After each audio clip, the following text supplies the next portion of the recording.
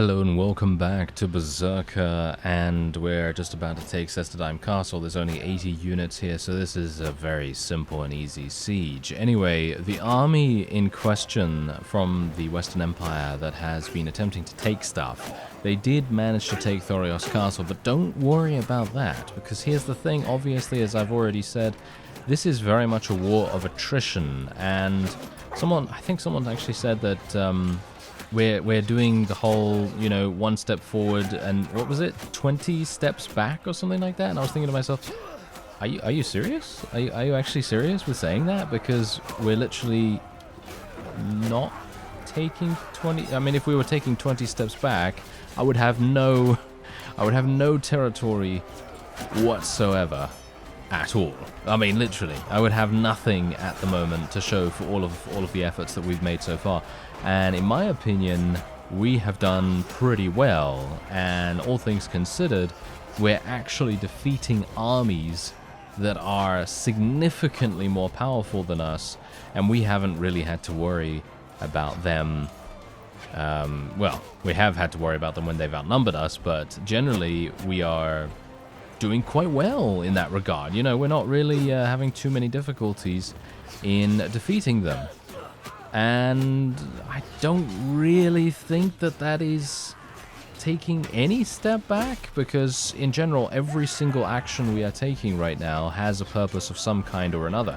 Even if we do end up losing a fief, I mean, maybe you're just not, I don't know, maybe you're not thinking that far ahead, or maybe you're, I don't know, I'm not entirely sure, but generally I would say that these kinds of situations, you have to think about the bigger picture. And I'm not saying to you specifically, the person that left the comment, I'm saying just generally, one has to think of the bigger picture when dealing with these kinds of situations. Because especially in a game like Bannerlord, where you're not just thinking about the first, I don't know, 1-2 fiefs that you're going to take, you're thinking about everything as a whole, or at the very least you're thinking about as much as you possibly can in the game world itself. You're not just thinking about, oh yes, Sestadheim Castle, oh look at that, we've just taken that. No, I'm not only thinking about this one thing, I'm actually thinking about every other fief that I can take in the area as well, and I'm thinking how I can make that happen in the most efficient way possible.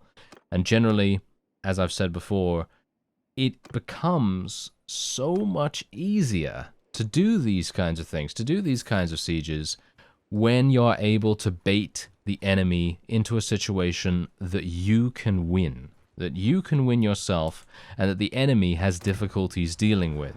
For example, I don't know where this army has gone, the army that took Thorios Castle, but I don't know whether you can see, but there's actually a bunch of vassals in the area here. Sestadheim Castle is under siege again, but that's, again, not a big deal. Even if it gets taken, sure, I don't really care about that, because generally it's just a castle, and they're again going to literally place the smallest amount of units that they possibly can in there, and I really don't care about that in the least. If they take it, then it's a minor setback, if anything. But that's the point. What I'm trying to impart here is a different mindset. The mindset that one must take in these kinds of situations, especially if you're used to playing grand strategy games. Now, do bear in mind, I am awful at grand strategy games, and I'll be the first person to tell you that. You know, generally, I'm okay at thinking reasonably strategically sometimes. I know I tend to convey a different kind of mindset of a bumbling idiot, and yeah, sure. I mean, there's always that part of people, isn't there? You know, a silly part of people. And generally, yeah, I'm definitely going to portray a fun side of myself, and I'm not going to take things too seriously, because in the end, it is a game, and we are trying to have fun. At least I'm trying to have fun. And yeah, hopefully that's going to, you know, transfer over to you. But I just wanted to clarify that point anyway, that generally it's a good idea to think of the game as much more than just these 2 fiefs, or even 3 or 4 or 5. You know, we have to think about every single faction as a whole, and what kind of strategy we can use to maximize our opportunities to take stuff.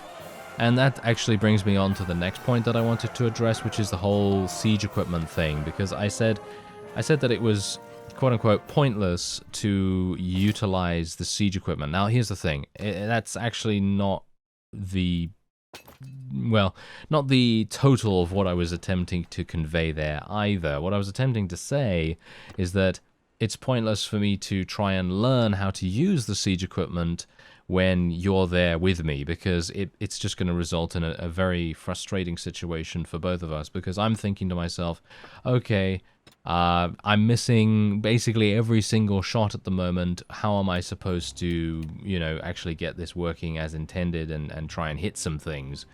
And, you know, I would obviously want to try and hit stuff because that's much more fun for me, and it's much more fun for you as well to see those kinds of things happen. And that was the reason why I was saying that it was pointless at that point, because there's just, again, no point in me testing things out when you're there. So generally, if I have the opportunity to do so, I will of course try and work that stuff out in my own time when I have a situation where I have a little bit more freedom to do so. But bear in mind that in that situation, in a situation where I'm actually at war, and indeed maybe even in a siege defense against an army that is so overwhelmingly powerful like the ones that we've recently had to fight against, in those situations, I want you with me. I want you with me on that, because those are the ones that are really nail-biting, really fun to watch, because, well, at least really fun to participate in for me as well, and hopefully for you to watch as well, because let's face it, we don't really get siege defenses that often, and that's also a reason why I generally think spending 90% of the time on a piece of siege equipment, and I'm missing every single shot, maybe not the best use of my time. So yeah, I just wanted to clarify that as well. Anyway, there seems to be a really funny army here. I don't even know what they're doing, to be honest. This is exactly what I'm talking about too. You obviously realize that Thorios Castle had an overwhelming garrison, or I think it had a pretty strong garrison in there, thanks to improved garrison, thanks to my various party members and things like that. And as a result of them having such a strong garrison, the enemy's army has taken such significant damage that they have had to disband. And you can no doubt see that right here. I mean, this army that we're fighting right now has less combat strength than us, but anyone that's able to take Thorios Castle, especially when there's about 300, 400 units in the garrison there, they no doubt were much stronger than this. So that's the kind of thing I'm talking about when it comes to attrition-style strategy. Because you don't want to go into a situation where the enemy is so drastically more powerful than you that you have no chance whatsoever. But in these situations, I'm just giving myself a chance to level the playing field in a way that actually does give us an opportunity to win the battle and then to move on and indeed take other things. So one step back, 1 step forward, 20 steps back. I respectfully disagree. I respectfully disagree about that. I don't believe that that is how things are going. And if it was, we would literally have nothing on the map at the moment. And the strategy that I generally tend to employ, or, try to employ, try is the operative word there, it does seem to be paying off in some ways. In some other ways, of course, if we're going up against a very strong faction, then it might be not so good. But right now, against the Southern Empire, Western Empire, seems to be working quite nicely for me. And if we do get an opportunity or a situation, shall we say, or a circumstance or something like that, where we are faced with a flaw in the strategy that I'm currently trying to use, then you know what we can do? We're not an AI. We can actually decide for ourselves whether that's a bad one, and then we can change it. We can change our strategy, we can change our tactics, and adapt to the situation that the opponent is giving us. And that's also something to bear in mind. We are not stuck in the same strategy over and over again. And oh yeah, let's get in there. Let's do some damage with my wonderful two-handed axe. And I think, oh yeah, someone actually said that I should smelt this axe to see if I can get a new piece of equipment. That's actually a good point. That is a good point for the smithy. So I'm thinking we might try to do that. I'm just a little bit worried that I'm going to smelt it by mistake because, again, bumbling idiot. That's me sometimes, some of the time. I wish a little bit less, to be honest, but you know. Anyway, point is, yeah, that would probably be a good idea to try and see whether there is something available there, maybe a new part or something. That would be quite nice to figure out. And look, just, I mean, literally, look at how much damage we're able to do against this relatively strong army, and they have just died. They have literally just gotten absolutely massacred here. And they really couldn't do anything about it. You know, I gotta say, I actually really... I love running really, really fast with the super speed because it just looks hilarious. It really does. And it makes everything so much faster. Really nice to see that. And there you go. A wonderful victory for us. And we would not have been able to achieve that victory so easily with so little casualties if they had not first gone into Thorios Castle. And that's also the point. We have just taken Thorios Castle back with very minimal difficulties once again. So, yeah, just consider all of this in your evaluation of what we're actually attempting to do here. I mean, I think the majority of you do understand exactly what I'm trying to do, but obviously I just want to try and explain to those of you that don't that, you know, there are a variety of different things we can do to maximize what we are capable of with the current forces that we have. Because bear in mind, I have no vassals. I just have party members. And some of the time they are not that good. So I have to try and be a little bit careful with them. Anyway, this guy, I'm wondering whether we should get either one of these guys to join me. I mean, this guy's got some pretty decent two-handed skill, which might be quite fun. He's got decent two-handed skill too. Shall we get them? Should we get one of these guys? Because I took a look at my clan, and I'm not entirely sure where they are. Epicrotia. These guys are in Epicrotia. This guy's at Saniopa. Okay, let's go to Saniopa, because that is pretty close by. And I should probably go into the garrison here, just to see if there are any bear units. There are a couple of bear units. Oh, there are no bear units. Okay, never mind. I actually thought that there were more than that, but no, that is not the case at all. Okay, hello there. Saratis, hello. I will do some damage to you, sir. And yes, there's no way he can escape. Not in a million years. And we'll just go for a nice little auto-resolve there, super fast. Get all the prisoners, and then move on. We'll take all of the loot as well. And yeah, once we get over to Saniopa, I'll go into the smithy and see what happens if I try to smelt my two-handed axe. But bear in mind that I don't actually want to smelt it if it's not going to give me anything. So we'll just see what happens. This guy, come into my party, please, sir. And we will make him a party leader. Bear in mind, he does already have gear. By the way, he does already have gear, so I don't need to give him anything, and you don't need to worry about his livelihood because he has a decent amount. I'm going to give him 15 Berserkers. That's usually enough to get them through the first rough stages of advancement in their very own army, and then we'll just sell the rest of the people that we have. Let's recruit some people while I have the opportunity to do so. Let's take a look at the garrison here as well. Ooh, there's yeah, there's actually quite a few Berserkers. Fantastic. Very nice to see that. Oh, we got a bunch. I'm kind of surprised.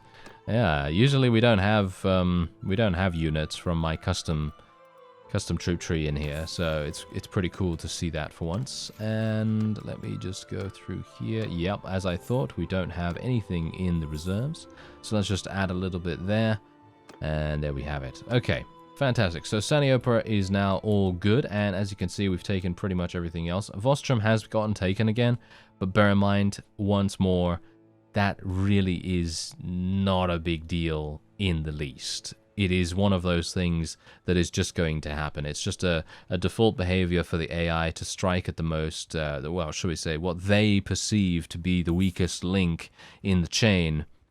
And if they want to do that, then that's up to them. But generally, I am now going to have a much easier time of expanding myself. For example, in Poros right here. Look at Poros in itself. There's only 200 units in the garrison here, and it's right next to, is that Lycaron? I think that's Lycaron. Is Lycaron actually under siege right now? I don't think so.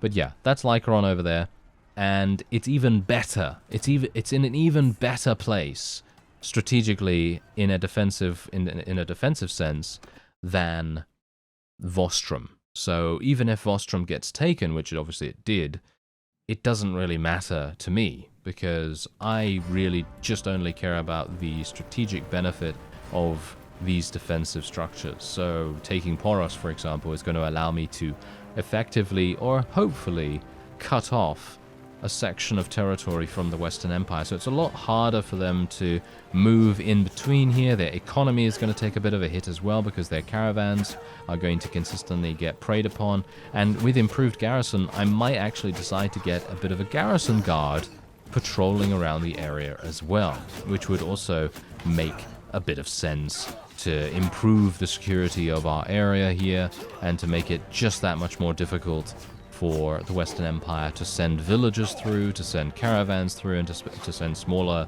parties of vassals through as well.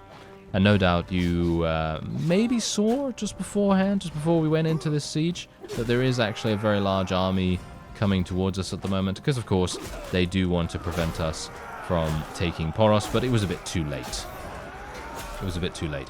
And I'm not entirely sure what their combat strength is, but even if they do decide to go into a siege defense, even if they do decide to engage us while we are defending the siege, then that's perfectly fine with me as well, because, as I've said, siege defenses have been very rare in Bannerlord for me so far, and I personally find them extremely fun to participate in, so hopefully we'll get the opportunity to do a couple more. Now, I'm actually thinking I might go down the stairs and go around the side here, because... oh, can I not get through here?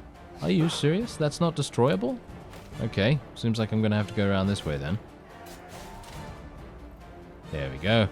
And I'm going to speed things up real quick. Okay, how do I get up there? Oh no, how do I get up there? I think it's a bit too late actually. I mean, to be fair, I was pretty much just completely locked away from getting to the front line, and my own forces were blocking me quite a bit. Oh, hello there. Oh, never mind, my own forces are literally... they are right in front of me right now. Okay, well, let's just zoom then, and get the last remaining units eliminated without too many difficulties. It seems like we are having some issues with the last remaining units. I'm not entirely sure why that is the case. There we go. There's the ending that we all wanted. Fantastic. And we do get that very standard looking rewards right there, as well as the prisoners, of course. And 15,000. Pretty nice, pretty nice. Let's sort by value, of course, so that we can take the highest value goods first. And then as soon as it turns to white, we will stop. There we go. Okay, fantastic. Now we're going to level up some more of those units. Aha, hello there. Okay, so that's a pretty significant army, but bear in mind, we're inside the walls. What are they going to be able to do? Well, obviously I'm not entirely sure. We'll see, I guess. So let me just do a little bit of this, a little bit of that. Let's sell all the prisoners. I know a lot of you have given me the advice to keep the prisoners and put them in the garrison here, put them in the dungeon, and then have improved garrison recruit them. And that's generally a very, very good strategy. I wholeheartedly agree with that strategy. However, as it stands right now, I don't want to use that, because if I have to retreat, or if I manage to lose the upcoming siege, then this particular army is going to be able to recuperate all of their forces in one fell swoop. And that is obviously something that I do not want in a million years. I don't want them to gain even more combat strength than I know how to defeat. So yeah, that's generally the reason why I will not do that at this point. However, they decided to completely leave it alone. Look at that. They have just completely left us alone right now. So that is pretty good. Anyway, Nielsen is now full again in terms of his army. I think I will leave him alone. I don't think I'm going to call him at this point, because we have quite a significant number of units in our army at the moment, so I don't really need to worry about our numbers. And this castle could potentially get taken. Let's see if we could take this. Or, in the grand scheme of things, even if the army does turn up, we are keeping them preoccupied.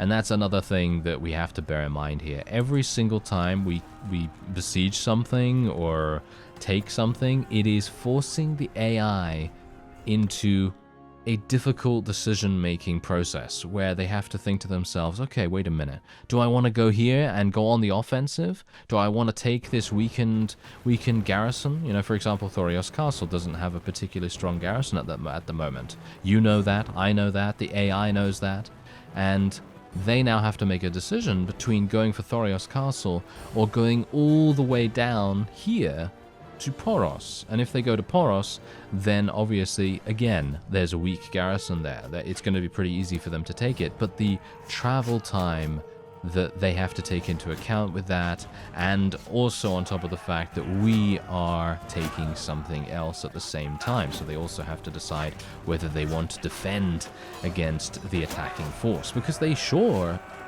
definitely have the combat strength to be able to do that as well. So it's a bit of a difficult situation for the AI some of the time. They are going to have to make these difficult decisions on an almost hourly basis at this point, and it's really making a huge difference to their overall efficiency. If I can actually get through here, I will be extremely pleased. Thank you.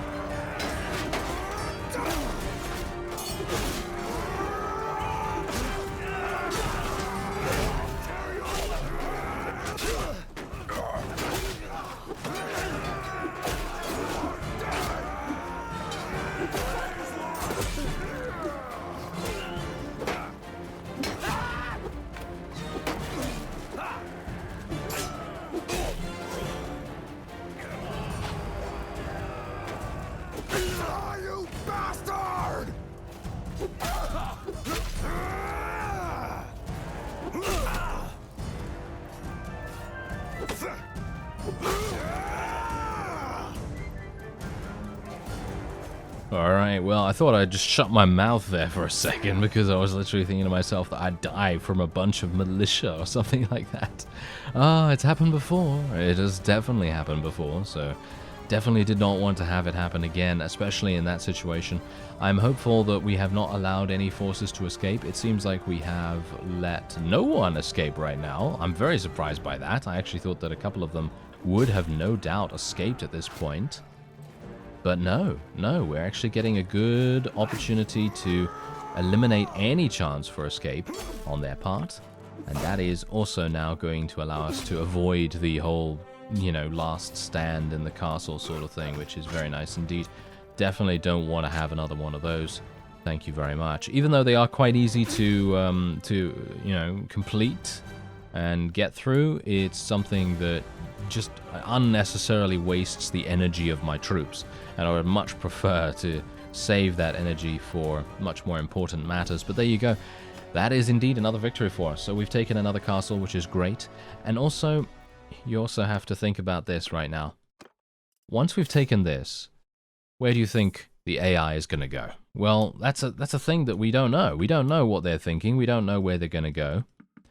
But I would assume that they're probably going to go either to Poros, because that is the most high-value fief that has a very weak garrison to it, so they'll go to Poros, or they will go to Thorios Castle or Sestadime Castle. Either one they might decide to go for as well. But in those cases, is it worth it? You see, that's the point. Is it worth them going over there and attempting to take that when it is such a... It's a pretty far distance away from their other fiefs? So if you think about it, just think about this. I'm really close by to Zeonica right now. So even if these guys were to think to themselves, oh yes, let's just take Thorios Castle. It's super easy to take that, you know. And yeah, it is definitely going to be easy for them to take it. But bear in mind that look at this. The Western Empire is at war against another faction right now. They are at war against Vlandia too. And that is making a really, really big difference to their decision-making process as well, because they have to think about the fact that they also have another enemy on the other side of things, and we are not the only threat that they have to deal with. And as you can see, my total strength at the moment in my faction is 5.6. Pretty amazing. 20 steps back. I'm sorry. I don't mean to laugh, but yes, generally, I don't know. I'm sorry. I don't know where you're coming from with that, because, well, I mean, you could clearly see it's right here on video. It's not like this is a podcast, you know. If this was a podcast and I was saying, oh yes, in that board game I was playing, I passed go and I received $10 billion or pounds or whichever version of the game you're playing. But yes, you know, it's not like you can't see what's actually happening. But yeah, generally, oh well, never mind. Yeah, but Vostrum, once again, that's going to be super easy for me to take anyway, so what we're going to do is we're going to push on. We're going to push on and see what happens at Zeonica here, because this is another one of those times. Okay, so this might be a little bit tricky. 500 units in the garrison here, but the main thing that we want to look at what kind of units they have in the garrison here, because just look at them. They have nothing. They have nothing that is really going to result in any kind of danger to, you know, my spidey sense is certainly not tingling here, because let's face it, they really don't have anything that is really screaming to me, oh yeah, you should really avoid this, or you should really be careful here. And yeah, that's true, but bear in mind that, again, it really is one of those cases where it is your own, maybe it's your overconfidence, my overconfidence, shall we say, in this case, or the player's overconfidence, or something that is going to be their undoing, rather than the AI having, you know, a lot of units. I mean, bear in mind, they have 500. They have 500 here, but look at this. Where's the army? You see the army? You see the army anywhere? I don't see them. They are not bothering, because they are preoccupied probably with the Vlandians at this moment. And because they are preoccupied in that way, they are not willing to compromise. They are not willing to take units that they probably don't have, by the way, from the main front line on Vlandia's border to come over here and defend against us. And this is actually, oh, this is a cool new siege as well. This is a nice new siege map. So this is going to be fun. This is something that I've not done in quite some time. We've seen the same siege map over and over again, which I think probably needs to be worked on by the developers. I think we need to see a little bit of a difference in siege map. And yeah, anyway, I would like to see different siege maps as we go forward here. But yeah, obviously we've been fighting the Empire, you know, any one of the Empire for quite some time, so obviously they're going to have very similar architecture. If we were fighting the Azurai and the Britannians, they're a big contrast between the two. Same thing with the Sturgians and the Crusade and so on and so forth. So if we were fighting different factions, then obviously that would make it, you know, pretty significant difference in the architecture and things, but as it stands, obviously we're not. So we are definitely fighting very similar looking factions, which really doesn't help with the repetitious nature of what we're doing here.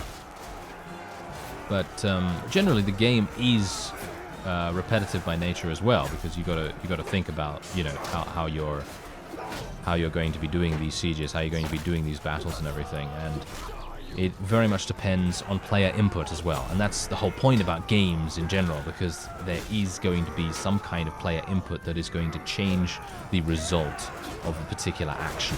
For example, when you watch a movie, you are predestined to watch the exact movie that the director / producers / actors wanted to make, and that's it. You are going to see the result of the movie no matter what happens. You're going to see the ending. However, in a game, that is completely different, because unless you're playing a completely linear storyline based game, you're always going to see different things happen. in the end. You know, for example, in Bannerlord, specifically, you're never going to see the same faction. Unless that faction is just overwhelmingly overpowered, of course, but you're never going to see the same faction win the entire game every single time. You're always going to see something different happen in that regard, because the player has a direct impact on the gameplay in comparison to a movie or in comparison to whatever else. You know what I mean? Hopefully that's understandable, and hopefully I explained that correctly, because let's face it, I'm not very good at explaining stuff. I don't know whether you've noticed that already.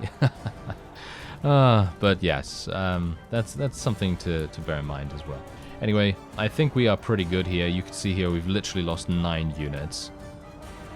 That is such a small amount in comparison to the opponent so far. I mean, we've lost a lot more than 9, but we've lost 9 to the Grim Reaper. In other words, we're not going to see those units again. But we have... What the... Did I just phase through the staircase? Okay, that's something... that's kind of amusing in itself. Okay, I actually want to can I test that out again? I want to see whether that happens again or whether it was just a fluke. Nope, you can walk through the staircase from the underside of it. Okay, well, there's that. I wonder whether they're going to fix that or not. I mean, does that really matter? Do you think, does that matter to you? I mean, you specifically? I'm asking you right now. Does that matter to you specifically that you can walk through the staircase? I mean, how many people are actually going to do that? Only imbeciles walk through the staircase from the other side. That's the reason why I did it, of course. But yes. That's kind of amusing anyway. And I personally feel like those kinds of things, those kinds of features, quote-unquote, are quite charming, you know? They're quite charming. They're not something that is going to hamper your enjoyment of the game in any single respect. It seems like the enemy has managed to escape with a total of 17 units, so they have retreated to the keep, and they are now going to be holding out with them, which is not great. So it seems like they don't need 20, they just need above 15, I assume. So they need above 15 or something like that to be able to have a last holdout force or something like that. So that's kind of unfortunate. Definitely did not want to have this happen, but it's alright. Gives me an opportunity to get stuck in there, do some massive damage with my two-handed axe, which I very much enjoy doing. And yes, don't worry, now that we are at Zeonica and now that we've taken it, I will go into my smithy and check to see whether my axe at the moment is actually going to provide any kind of spare parts.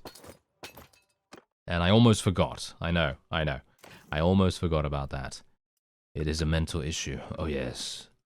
I am very forgetful indeed. Anyway, there you go. Come on now. Let's go. I'm clicking as fast as I can. I think my mouse is breaking. There we go. There we go. Are we getting it? How much stuff can I actually take? Roguery skill. What? Are you serious? Literally, look at how much stuff is left. Really? Just that small list right there? That's crazy. I had no idea that I was going to be getting so much. Okay, that's pretty amazing. Anyway, let's have a look here. Alright, so Zeonica. Let's go and recruit some stuff. Let's get 350. Thank you very much. There we go. Alright, looking good, looking good. And we're just going to sell all the prisoners for a grand total of 3 skill points in roguery. Very nice to see that. And then we'll just recruit a couple of extras from there. We'll put some things in the reserve of the treasury, and then what I need to do is I need to unequip my axe, because I don't think they actually allow you to what shall we say, smelt down things that you currently have equipped. So let me actually just take a quick look. So where is it? Where is that axe? I'm actually not sure what it's called. I think it's called something like chipped something or other, but it's not in alphabetical order either, so that obviously makes a bit of a difference. I think it's probably going to be at the end, right? Calradic Mace. Aha. I'm going to be getting 1 new part from that. That's good. Manavlion. Very nice. Look at this. Yes. I am going to get 2 new parts from smelting my axe. What do you think? I mean, this axe is fantastic, and I love it a lot. But if I can get 2 parts for new axes, then I will be quite happy with that. So let's do it. There we go. I'm taking a chance here because it might very well be the case that I have literally just gotten rid of my only really, really fun axe. Okay, look at this. I got a new axe head. Fantastic. Okay, I'm liking that. Now let me see if I can make something a bit better here. Okay, this is a two-handed only weapon. What's the reach like? The reach is way too large in my opinion. Let's lower this a little bit. Let's get it to 115 or so. Oh, I can't get 115. I can get 114 or something like that. Swing cutting damage looking pretty good too. Okay, I'm liking this. Let's make it. All right, let's see what it's called. Let's call it, I have no idea. Bundle of death. Yes, there we are. Very good. Look at that. I gained 3 skill points. 3 skill points in smithing. Pretty good. Alright, so let's see how that goes, because obviously I very much enjoyed using my other axe, but now that we have the opportunity to make something maybe potentially better, I'm well up for the challenge of seeing how good it is. Okay, so for me, that seems pretty nice. Yeah, why not? Let's try it out. Does it look the same? Does it look the same as my other axe? I mean, this is the other axe that I have in my inventory right now, and these are the stats in difference.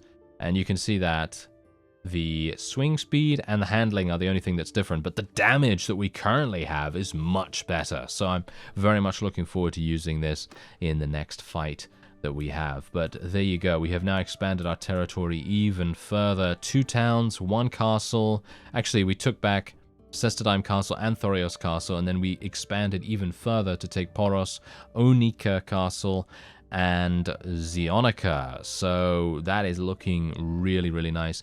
And bear in mind that even if Thorios Castle or something like that comes under siege, then that just gives me an opportunity to go over to Vostrum and retake that, because there's no doubt going to be like, what, 100, 150 units in there or something like that. Super easy to take that.